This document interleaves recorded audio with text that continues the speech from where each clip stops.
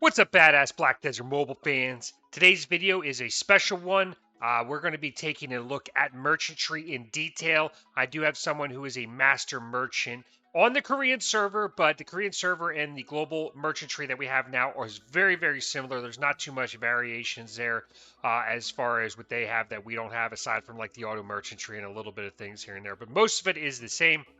And today, we're going to take a look at this in detail. I did ask her a bunch of questions. We are going to take a look at her run, her full run, take a look at how she does it, what she does. We are going to roll that clip and see what that looks like.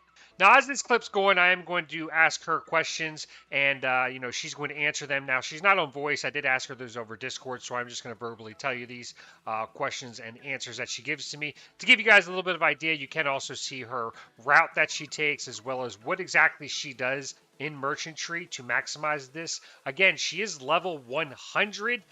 Before I start to the question and answering phase, I do want to give a couple shout outs here. The first one is to the Muspelheim guild on the Hexe server in the Asia region.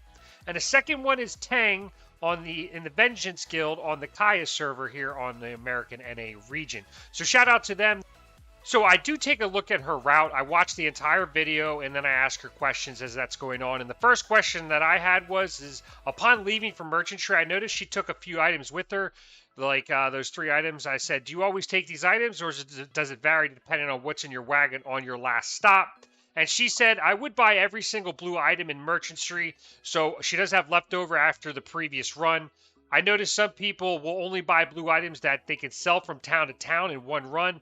She likes to take as much as she can get for max profits and help her get the double SS for one run. She also recommends buying as many as you can of the blue items in every town, so just buy them all out every time. And you need around 890 million silver paid in order to get double SS. So that is the first question and the first answer. The second question is I asked her, how do you maintain 1,000 plus food? And her first answer was a little in-depth, and it requires a camp manager, so I will answer that for you guys, though. And she said she has the camp manager activated for 24/7, nonstop. She chooses the barley seed that can be sold in Glish, the NPC there. You get 8 food every minute, so it will be 11,520 food for a 24-hour period for 1 garden slot. There's 9 garden slots. That's 36 garden slots in total, 4 times 9, because you get 9 slots per garden. There's 4 garden slots in total for a tier 8 camp. Total gain is 11,520 times 36, which is 414,720 food per day if you had the camp manager activated and you did the barley seed inside of that. So that's plenty of food, like 4 times more than what you actually need. However, for those of us that don't have a camp manager, what's the best other options are is what I asked her, and she said if somebody's extremely active, they can choose the 3-hour option seed, but they do have to have some time off too. So the 3-hour seed, you have to go back to your camp every 3 hours if you don't have that camp manager. It is the blue seed. Go for the pepper blue seed, she says. Pick up every 3 hours from 36 gardens. That gives 405 food per 3 hours. So 405 times 36 is 116,640. So if you did the blue pepper seed and checked your camp every 3 hours consistently in a 24-hour time frame, you would have enough to be able to farm merchantry at max level, without any problems, without any food problems. This doesn't count what you get from your stable, or not your stable, from your ranch. Lastly is the 8-hour, or secondly is the 8-hour seed is going to give you 88,000 if you check every 8 hours. So 88,000 is more realistic. You could probably get away with the 8-hour seed, especially if you're checking your ranch and using that food as well for the max benefits. And then the last choice is the sunflower seeds or the paprika seeds is going to give you about 70,000 food per day. And again, you're probably going to run out of food if you do the paprika seed, the yellow seed that we do have the option for. It's a little bit better than the sunflower seed, so there is the paprika seed. The ranch option in the camp, the best writs that you can get are the sheep in the guananico writ. If you're willing to pick up the ranch harvest, then I would recommend to go with the guananico. It gives you 821 food for every 11 hours. So for one day, 1 guanaco can give you about 1,800 food. If you only put 1 guanaco in your ranch, assuming your ranch is at max level of 40, then you could do 13 guanacos plus 1 chicken if you have max profits, which is going to give you about 21,000 food per day from your ranch. And if you combine that with the 8-hour seed, that's going to give you enough food to manage per day. Now, if you do the paprika, you might be a little shy on that, but you do have the option of getting food from other, like the Tala shop as well. So that is the food, how you can maintain it. There's a couple options there. There's the barley seed every minute if you have a camp manager. 3-hour option, really not realistic. You might be better off with the 8-hour option. That does require you maybe to pop a timer on there to make sure you go in there and check that more regularly. So that's that question. Next question is why I noticed that she bought the special trade good times 90 at the very, very first town, and she doesn't actually sell it until the very last town. And I asked her, why did you buy the special good at the first vendor and not the standard trade item? Because she didn't buy that standard trade item. I noticed that she kept it throughout the entire trip until the end. I assume that's to maximize profits. Would it not be better to sell that at like the town, which is going to give you 50 to 100% profits, and then rebuy another special trade good and then resell it at another 50 to 100% profits? Her answer was the yellow specialties have the profit of more than 500% near the end. Not the last town all the time.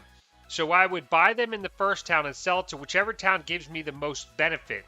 I know that there are more ways to do this, but I would choose the simplest way to run a merchant tree, which is 250 million plus silver gained from this way as average. So you can gain a good amount of silver by waiting until you get to about 500% with that specialty trade good. So buy it from the very first town, hold it until you get towards the end. Not necessarily the last town, she says, but maybe towards the end, and until you get to at least 500% profits on that specialty trade good.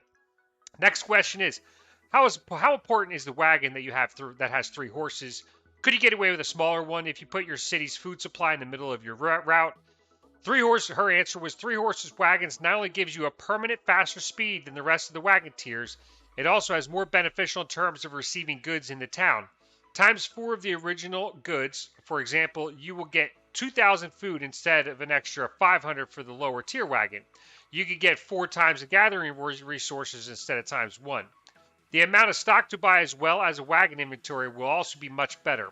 But the wagons come with more food consumption than the lower tier one, as the rate of times 5 in the normal wagon. So it is more beneficial to have the max tier wagon with 3 horses if you can rock that. Obviously, you want tier 7 or tier 8 horses if you can get those on there, at least 3 of them. It does give you the chance to buy more options times 4, get more food from there as well. So it is more beneficial to get with the higher wagon there. The next question I ask her is what route do you like to take? So she has 2 routes. It goes, one route goes one way and then coming back. And her route is she goes to Trent, Bear, Calpheon, Etheria, Florin, Delphi Outpost, Glish, Hydel, Western Guard Camp, Velia, Kusha, Ruin Excavation Site, Tariff, Abun, and Altanova as the last town. And then on her way back, she is doing the, just the reverse. Altanova, Abun, Tariff, Ruin Excavation Site, Kusha, Velia, Western Guard Camp, Hydel, Glish, Outpost, Delphi Outpost, Florin, Etheria, Calpheon, Bear, and Trent. And I gotta say, aside, I have like 55,000 food, and I do pretty much that same run with the exception of Bear and Trent. I don't have enough to get those 2 in me. So if you have enough to get those, that is the routes, and I'm pretty confident that that's the route that most people would take as well. Next question is, do you always exchange resources in town? So I noticed that on the exchange tab, she was buying all resources. So whether it was foraging, mining, or logging, she would always buy that option. Her answer was yes, absolutely. Exchange every single resource if you can. Even though you have a less to be exchanged resources than the exchange resources, they always give you more resources if you exchange. So always exchange those resources because you do end up getting more in the long run. It might be a few hundred, but it is still worth it. Next question is, I noticed the special merchantry popped a few times. Do you ever visit them? If so, what are the circumstances like if they're within 500 meters? She said for her, because of the food limit, I would only go for that merchant if they're within 200 to 300 meters away. It might be risky to go for a 500 plus meter far away since I might be running out of food when she reaches the last town. So only if they're within 200 to 300 meters. That is very good to know because sometimes they're within, 400 or 500 and I'm like, should I go for it? She would not. So only go for that specialty merchant if they're within 200 to 300 meters. Next question is, What all do you buy from the exchange tab? I saw the merchants, elixirs, and resources. Is there anything else? And she said, yes, I'm aiming for boss stamps, all the resources, black pearls, elixirs, and kaffir dust if I'm almost out of it. I still have many of that in her inventory now. So those are the items that she does buy from the exchange tab. Boss stamps, all resources, black pearls, elixirs, and the kaffir dust. Next question. Any tips for accumulating the crow's elixirs as you have over 1,000? She said all elixirs that I have now are from events, Patrizio's shop, and exchanging items in town during merchantry. She's never paid a single dollar in the game. Camp manager in the Korea server is free with black pearls, and that's where she gets that from. So she does get them from the elixirs, the crow's elixirs from events, Patrizio's shop, and exchanging them in the towns during merchantry. Next question. I noticed you put your camp in Serendia between Glish and Heidel. I also have mine there. Is that something you recommend? And she said, yes, the camp is right on the road from Glish to Heidel, so it gives us an advantage of getting more food from there without losing some foods to get to the camps like the other camps. So that camp is literally right in the middle. You actually have to pass by that camp. Now, if you put the camp in between Veli and Western Guard camp, you actually have to go out of the beaten path to get to that. Whereas the one in Serendia is right in the middle. It's on your path. It's one of the easiest ones to get to. And typically it's right in the middle of your route so you can refill your food back up. So she does recommend putting your camp in Serendia between Glish and Heidel. Next one is, how often does the Black Pearl show up to be able to purchase? And she said it's rare. Might be around 20 to 40% rate of Black Pearl drops in the merchantry map. So it is rare for the Black Pearls to show up as purchasable in the exchange tab. Next question, I noticed that you have the set destination tab selected for all the cities you go to right away. Does this help to save you time so you don't have to manually go through and do it as you're on your journey? And she said, if you run merchantry quite a few times, you could remember the route and path that you should go. For me, I set the route only to give the right direction because sometimes I might go into a different route for some reasons, like getting events and using shortcut roads. I also might forget the route sometimes for some reasons, so I set it there and go. I barely use auto run since it will waste food and it'll skip some events on the road. Now, I do notice that whenever she leaves a town, she looks at the map, sees the best route, sees where some of the nodes are to pick up, and then sometimes she does go off the beaten path to get an orange or purple or blue node. So sometimes it is beneficial. You definitely want to make sure you're checking the map as soon as you come out of town. Check it real quick, start your journey, know where you're supposed to be going, and then hit as many nodes as you can. Last question I had for her was why. I noticed that on her last stop, she stopped at 8,000 food, and my question was, why did you not use your last 8,000 food? And even if you went out of that last town and ran some more to get some nodes, and she said, even if I almost reached to my last destination, but I still have some foods, I always go and get some events if could.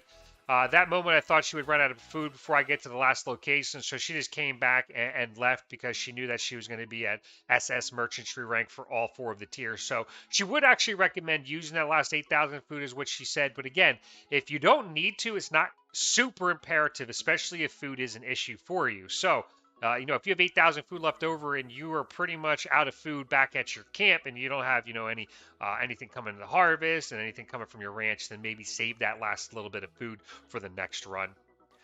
Lastly, I asked her if there's any additional tips or tricks that she could help out with anybody for the day. And she said the only tip for me if you want to get level up quick is to run merchantry every day, at least one time if you have lower tier wagon. Except for the last wagon, you might not be able to do merchantry every day due to the food shortage problem. If you have a food shortage problem, she recommends doing it at least every other day to maintain your rapport in all the towns as well as your levels with your minor nodes. To use elixirs more beneficially, use orange elixirs when the distance between town to town is really far away. Don't use the normal yellow ones. You might end up using multiple of them as wasted somehow. So for example, if you go from Glish to Delphi Outpost and from Delphi Outpost to Florin, it takes a long distance, as one single orange elixir will run all the way for you during those routes. So if you have a long route that you're taking, use the orange elixirs. If you have a shorter route, use the smaller ones. Last tip is buy every blue item as much as you can, up to 1,600 units. Never exceed 1,600 of them. This helps you to get the first SS and the second SS tiers easily.